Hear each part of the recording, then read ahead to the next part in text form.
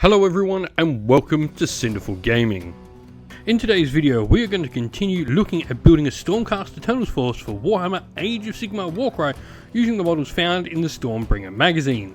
Today's video will look at the offerings available in issues 13 to 32 and in particular the issues containing Stormcast Eternal models which are 15, 23, 27 and 31.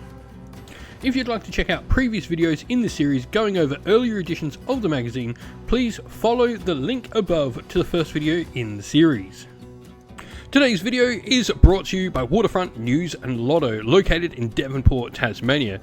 They stock a wide variety of Games Workshop D&D, Star Wars Wargame and paint products and so much more. You can follow the link in the video's description to check out if they've got something for you today in their store. And so, the first model we're going to talk about is the Praetor. Now, the Praetors are a fighter warrior we have for us, and they also have not only the Thunderstruck Stormcast keyword, but also the Elite keyword. Now, this is going to give them the ability a double Soulforged Guardians, which essentially allows them to protect heroes that they're nearby. They can only use this ability if they're within 3 inches of a visible friendly fighter with the hero rune mark, remove a number of damage points allocated to that fighter, then allocate D3 points to this fighter. So, pretty cool way to just take some damage off your heroes. It does obviously damage your Praetors doing it, but your Praetors themselves still are pretty decent fighters with 3 attacks at strength 5, 2-5 on the damage, defense 5, 22 wounds. They are Stormcast Eternals still, like they are going to be quite a nice unit to fight around the table, and they've got a 2-inch reach as well with those melee attacks. Now, obviously, as we get Praetors in this, we're going to get a Praetor Prime.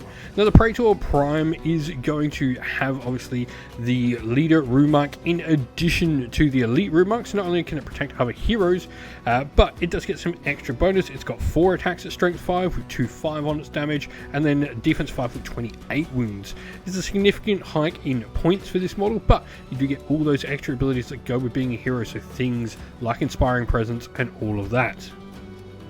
Next up we have the Lord Aquila. Now the Lord Aquila actually is from the Stormcast Eternals Vanguard Auxiliary Chamber.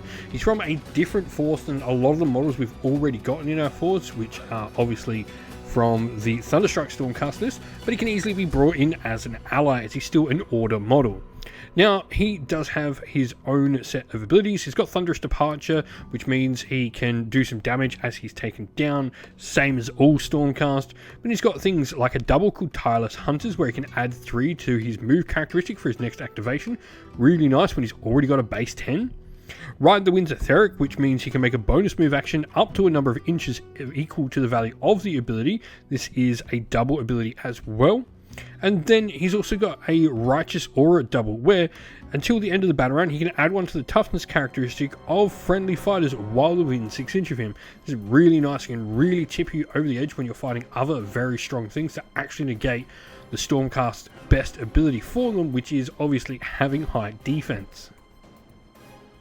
Moving along, we then have the Gryph-hounds. Now, Gryph-hounds are an interesting one because they do appear in a bunch of different Stormcast Eternals armies. Gryph-hounds themselves are a 12-wound fighter that's going to have a couple of things they can do. First of all, they're just good for like getting onto objectives, scoring points that way. But the big thing here is the darting attack. Now, they have the Beast rune mark as well, but darting attack, Beast rune mark allows them to use this, and it makes them make a bonus attack and then a disengage. However, that Beast rune mark does mean that they can't use Thunderous Departure, as that is one of the things you can't use Thunderous Departure with. Next we have the Vigilors. Now Vigilors do bring some cool range fighters to our warband. Defense 5, 20 wounds, that's standard Stormcast Eternals profile, and they've got a couple of attacks at strength 4 with 2-4 on the damage at range, so an okay range attack. Their ability that they're going to get that's special to them is a triple called Guided Lightning, where a fighter can only use the ability after it's made a missile attack action. Until the end of the battle round, you add 1 to the attack characteristic of attack actions that target the target of that attack. So essentially you get your Vigilor to sort of pin or mark something to get extra bonuses to take down. Really good if your opponent does have a very hardy fighter or something with a lot of wins. You just need to go put a ton of damage into. Getting those extra attacks for free does save you a double on other fighters potentially trying to use Rampage and stuff like that. And lastly, we have the Vigilor Prime. Now, obviously, this model will get the leader rune mark like all the other primes do, and it's going to have 3 attacks at range instead of the 2, going 2-4 on the damage still, but get some extra wounds, take it to 25 wounds with that defense of 5 still. All in all, a solid fighter. Like the Praetor Prime, it's going to get access to Inspiring Presence and all of that as well. Now, our list today is for the Thunderstrike Stormcast Eternals. This means we get the Scions of the Storm ability in Warcry. You can find these special Allegiance abilities rule in the Briar and Bone box set. Now, Scions of the Storm means after deployment, you can pick a friendly fighter with this battle trait. If that fighter is on the battlefield, you remove them. At the start of the second battle round, starting with the attacker, you can place that fighter on the battlefield more than 5 inch from each enemy fighter, more than 3 inch from any objectives or treasure tokens. This is cool, it allows you to take the off and potentially have some redeployment ability in your force.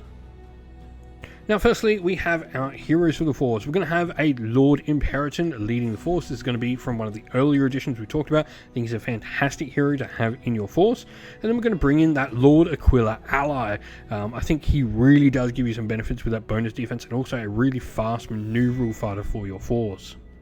Speaking of fighters, we have 3 of them, giving us a 5 model warband, which is fairly light. We've got a Vigilor, a Praetor, and a Gryph-hound. Now, if you want to, you could certainly drop out the Lord Aquila and take some extra fighters, but I think 5 for a Stormcast force is still relatively decent. You're on that 5 to 7 normally with these fighters anyway, so that depends just how you want to run it. This could be a fun list with a really couple of powerful characters.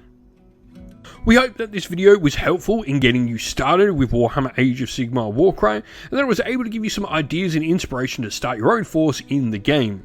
If you have any other questions at all, please comment them down below and we'll endeavour to get back to you. And while you're there, don't forget to drop a like, subscribe and join our Discord server as well, linked in the video's description, for all our future Warhammer Age of Sigmar Warcry content.